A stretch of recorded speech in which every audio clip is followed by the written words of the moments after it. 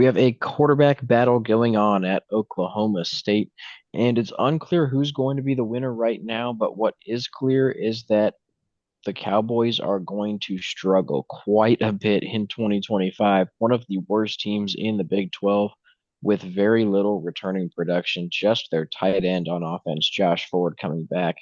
Everything else going to be left up to the transfer portal and incoming recruits. I think Oklahoma State is in for another disappointing season. They start off the year against UT Martin. That will be a guaranteed win before a very difficult road trip to face the Oregon Ducks. And Oregon is going to be one of the best teams in the country once again, coming off of their undefeated regular season. Now they do have to replace their starting quarterback as Dylan Gabriel is off to the NFL.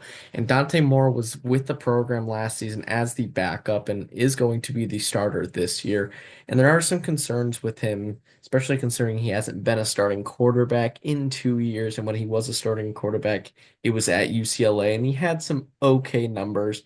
But I do think with Dan Lanning as his head coach, he's going to be able to flourish in this offensive system, especially considering the weapons he will have to throw to for the entire year. And even though Oregon does have a limited amount of returning starters, the program has just churned out great players every single year. They don't have to rebuild. It's just constantly retooling and being competitive. So I really don't think Oregon will struggle very much against Oklahoma State, especially since it's at Autzen Stadium, which is one of the hardest places to play in on the road, as we saw it last year with the Ohio State-Oregon game earlier on in the season. Oklahoma State will stand no chance and lose their first game of the year before an early bye week. And then they will come back home to face Tulsa. And the Golden Hurricanes were one of the worst teams in college football last season, and they did not get very much better. So this is actually going to be a pretty easy game for this Oklahoma State team, despite the fact that we don't know who the quarterback is going to be. The battle is between Zane Flores and Haas Hedgeny, and both quarterbacks have their opportunities to succeed in this program, as Zane Flores has been at Oklahoma State for 3 years now. The Haas Hedgeny is a transfer coming in from TCU, and Oklahoma State's offensive coordinator was previously at TCU, and that's why Hedgeny has followed him here. So there is going to be an interesting battle between these two, but regardless of who it ends up being, neither of them has a lot of starting experience, but it won't matter against this Tulsa team. Then they kick off Big 12 play with a matchup against one of the teams that we think is going to be one of the best in the Big 12, the Baylor Bears. Now, Baylor is returning a lot of production on offense, including their starting quarterback in Sawyer Robertson. They also have a very solid transfer portal class, which they use to help shore up the defense, one of their biggest struggles last season. I think that Baylor has some legitimate talent and actually a really good chance to maybe make a push at the college football playoffs if they can win the conference. Not enough people are talking about Baylor yet. We think they're going to be very solid. We don't think Oklahoma State's going to be that solid. It's kind of a no-brainer. Baylor's going to win this one. And then it's a road trip to face Arizona, and the Wildcats are going to be an interesting team next year because Noah Fafita is returning as their starting quarterback after a bit of a down year last season, but now he is looking to bounce back without his best weapon in Tetairoa McMillan, as he is now a Carolina Panther. But if Fafita can't return to form that we saw 2 years ago when he was one of the better quarterbacks in the country, then Arizona has a decent chance. And while the weapons might not be as good as just having Tetairoa McMillan, since he was a absolute machine, the ability for Fafita to now be able to spread the ball out to a lot of solid receivers might actually help this Arizona offense not become super one-dimensional. So I think offensively, Arizona can be very good, and then defensively, they should be able to handle an Oklahoma State offense that won't have a lot going for it, even though the running backs that they have returning in Rodney Field Jr. and Trent Howland both had some reps last year behind Ollie Gordon. I don't think either of them is really going to be a difference maker for the Cowboys. And then the wide receivers that they have returning also did not play very much. So they will need some time to develop.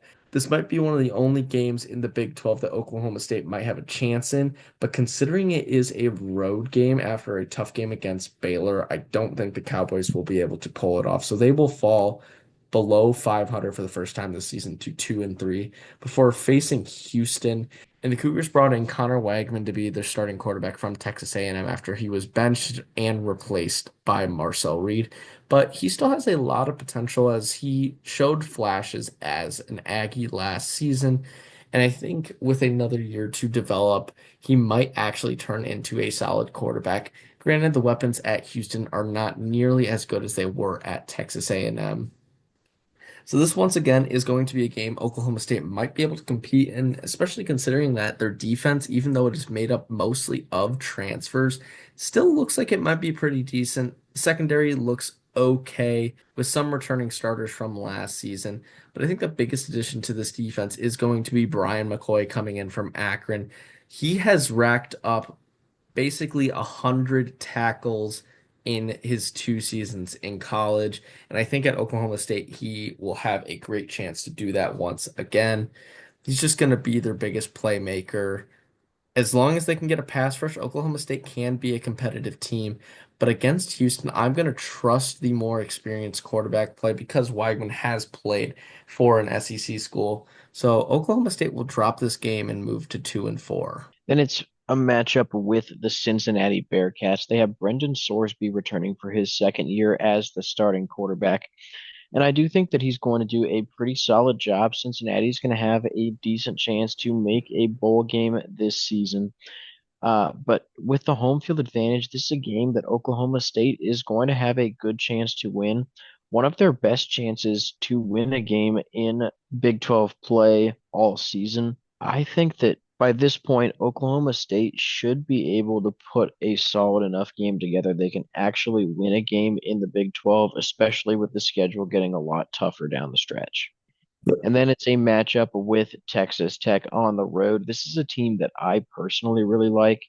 And I think that with having the number two transfer portal class, as well as lots of other developments this offseason, they revamped their football facilities for one, but they also have plenty of returning production.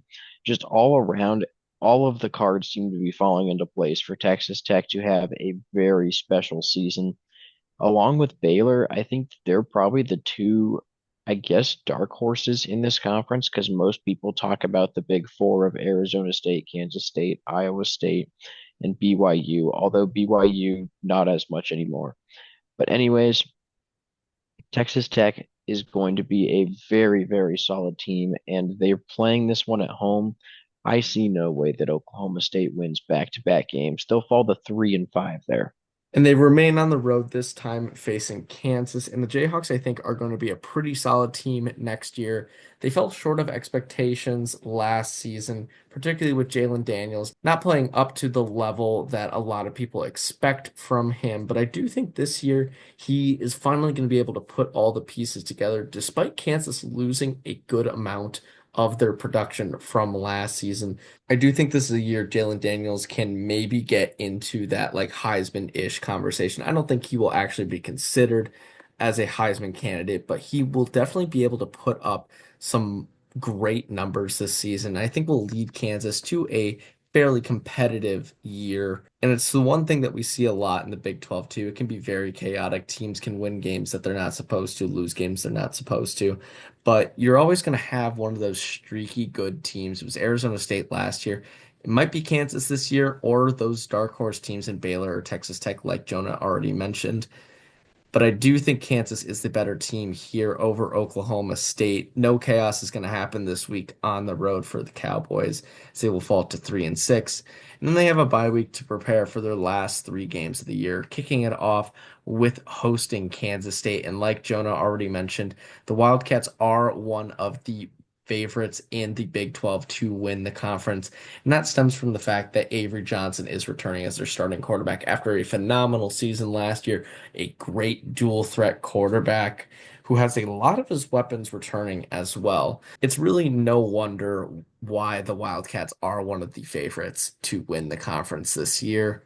And against Oklahoma State, even if it is a home game for the Cowboys, I really do not see them being able to pull off an upset against one of the best teams, not only in the Big 12, but one of the best teams in the country. Then it's a road trip to face UCF, and the Knights are a team that we are really not very high on at all. Also, pretty minimal as the returning production goes, and we don't like their transfer portal class as much either. They do have a starting running back returning, Miles Montgomery, who should have a few flashes, but really, I don't expect UCF to be a very good team whatsoever. They do have the home field advantage here, which helps them out just a little bit, and I think they're going to be slight favorites in the game. This is definitely one that Oklahoma State can win, but we are going to take the Knights regardless. I think that it's going to be one of Oklahoma State's best chances to get a Big 12 win aside from the Cincinnati game, and it's going to be a very close one, but just not quite enough to get it done. And then they'll play Iowa State. And the Cyclones are kind of like Kansas State, going to be one of the best teams in the conference. Pretty much no chance at a win here. Rocco Becht returning at quarterback. And just all around, Iowa State is a very solid team. They brought back pretty much their entire offense aside from the wide receivers. That's going to be a little bit of a struggle early on, but once Becht establishes that connection with his new receiving core, they're going to be a very solid team. The defense will be the biggest concern, but they're still going to be solid enough that Iowa State will be a very, very good team and much better than Oklahoma State.